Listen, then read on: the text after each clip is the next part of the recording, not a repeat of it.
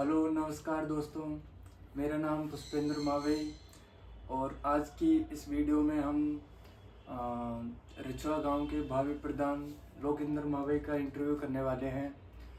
तो उनमें उस आज की इस वीडियो में हम जानेंगे इनसे जो गांव की समस्याएं हैं उनका ये क्या हल निकालेंगे, जो कि गांव में बहुत सारी समस्याएं चल रही हैं इस टाइम पे। तो सबसे बड़ी समस्या जो है वो है चोरी की। तो हमारे ग्राम प्रधान मतलब भावी ग्राम प्रधान लोकेंद्र मावई क्या हल निकालेंगे चोरी की समस्या से। सभी दर्शकों को मेरा राम राम जी। आप सभी के बेटे आपके भाई लोकेंद्र मावई का प्रणाम स्वीकार करें। मुझे ऐसा लगता है कि हमारी पंचायत में जो चोरी होते हैं वो या तो गांव के लोग करते हैं या आस पड़ोस के गांव के लोग करते हैं। तो उसे रोकने के लिए हम हर गांव के आने जाने वाले रास्ते पर सीसीटीवी लगवाएंगे, जिससे कि चोरी की शिकायत कम आए और चोरों को पकड़ने में आसानी होए। और जो गांव के लोग चोरी करते हैं उनमें भय उत्पन्न करने के लिए स्ट्रीट लाइट लगवाई जाएंगी। अगर फिर भी बात नहीं बनती है तो फिर हर गांव में सीसीटीवी कैमरे लगवाए जाएंगे।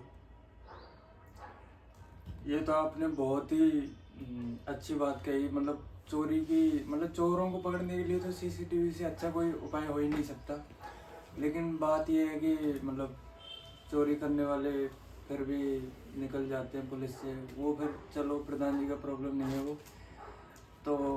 लेकिन ये अच्छा होगा कि अगर स्ट्रीट लाइट्स हर गांव में हर गली में लग जाएं, जिससे कि फिर रात को अंधेरा नहीं होगा तो चोरियां भी कम होंगी। और दूसरी जो समस्या है वो है जो मतलब कि स्वच्छता की, मतलब कि गांव स्वच्छ नहीं है। आप किसी भी गांव में एंटर करते हैं, आप रिछवा ले लीजिए, भोजपुरा या किसी भी मतलब पंचायत के किसी भी गांव में, आपका स्वागत ही कीचड़ के द्वारा होगा। तो ऐसे में मतलब आपके रिश्तेदार वगैरह या कोई दूसरे गांव से घूमने गांव विजिट करने के लिए भी आते हैं, तो मतलब गांव की थोड़ी सी बेइज्जती भी होती है और इसमें मतलब भ्रष्टाचार ही शामिल है। तो अगर ये अगर लोकेंद्र मावई जो कि अगर ये प्रधान बनते हैं तो इस समस्या से निजात पाने के लिए क्या करेंगे? हम सफाई के लिए दो काम करेंगे। नंबर 1, हर दिन सफाई गाड़ी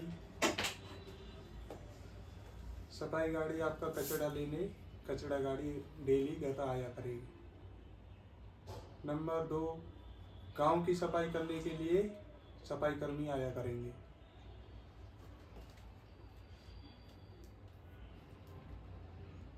मतलब हर डेली आया करेंगे वो? हाँ, डेली।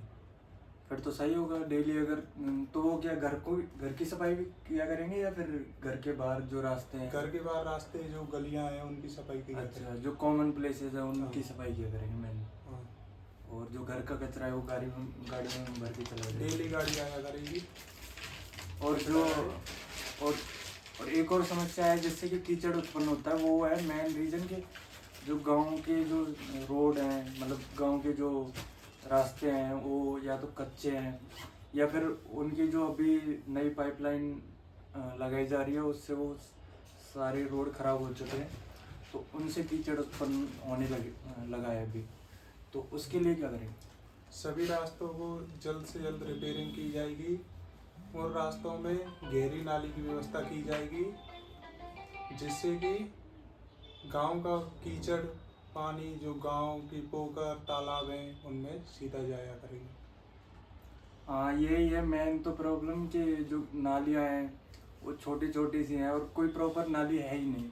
तो वो गांव का कीचड़ अगर तुम्हारे घर से पानी निकल रहा है दूसरे घर के सामने जमा हो जाएगा, तो वही कीचड़ बन जाता है। तो और दूसरे जो और भी समस्या है उनमें और बड़ी समस्या है कि गांव में पढ़ने के लिए या कुछ ऐसे हर गांव में, जैसे कि अभी ट्रेंड चल रहा है कि हर गांव में लाइब्रेरी बन रही है, तो लाइब्रेरी मतलब आप बनवाएंगे गाँव में?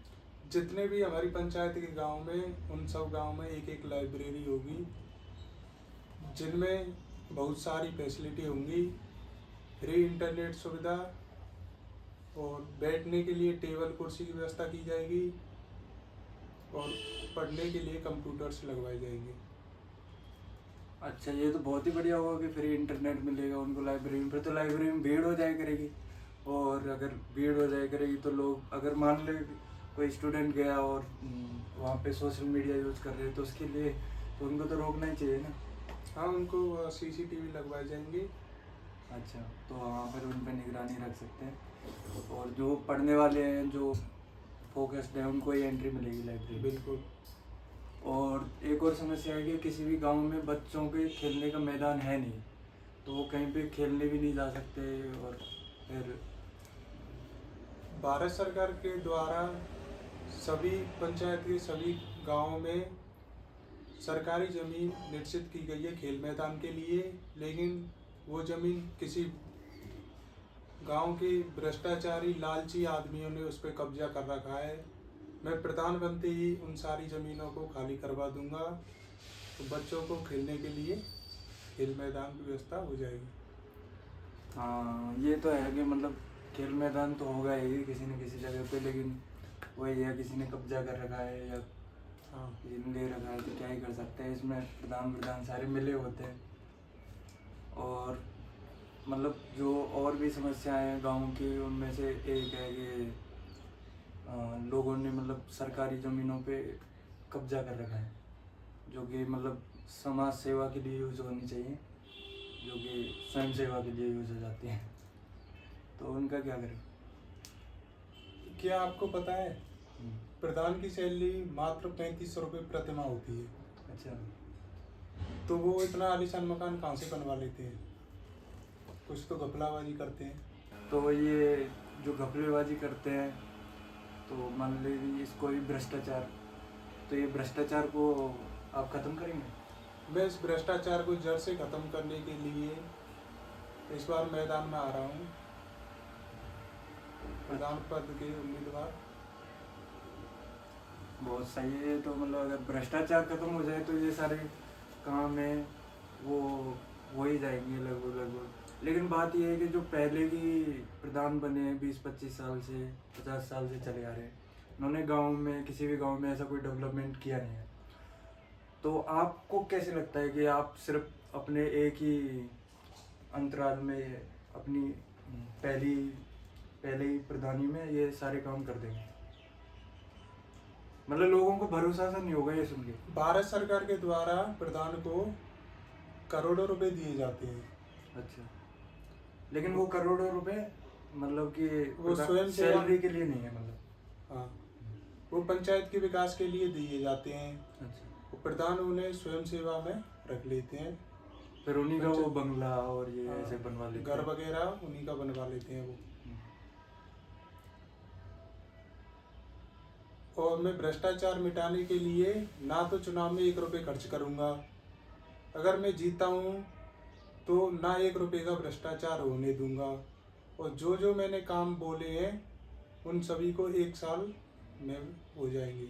अच्छा, ये तो बहुत प्रधानमंत्री। मतलब यहाँ से एक बात पता चली कि आपने बोला कि एक भी पैसा आप चुनाव में खर्च नहीं करोगे। तो अब तक तो हमने पूरे हिंदुस्तान में ऐसा नहीं देखा कि एक भी पैसा चुनाव में खर्च नहीं किया और वो चुनाव जीत गया। इसका मतलब तो आपकी हार पहले से ही निश्चित लग रही है कि ये तो आपको क्या लगता है, आपकी जीत होगी हार? नहीं, हमारी पंचायत के लोग इस बार अपने और अपनी पंचायत के विकास के लिए वोट देंगे, ना कि प्रधान के विकास के लिए वोट देंगे। अरे वाह, आपने ये मतलब हाँ, ये भी सही है कि अपने मतलब प्रधान के विकास के लिए क्यों वोट करना है, खुद के लिए, जो खुद का मतलब सभी पूरी ग्राम पंचायत का विकास करे उसके लिए वोट करना चाहिए। हाँ, तो मतलब मुझे भी ऐसा लगता है इस बार जो रिचवा ग्राम पंचायत की जनता है वो प्रधान के विकास के लिए नहीं बल्कि ग्राम पंचायत के विकास के लिए वोट करेगी। तो हाँ, मतलब ऐसा है, लेकिन ऐसा हमने कभी देखा नहीं है कि चुनाव में 1 भी रुपया खर्च नहीं किया और चुनाव जीत जाए। तो ये तो मतलब हिंदुस्तान में पहली बार ही होगा।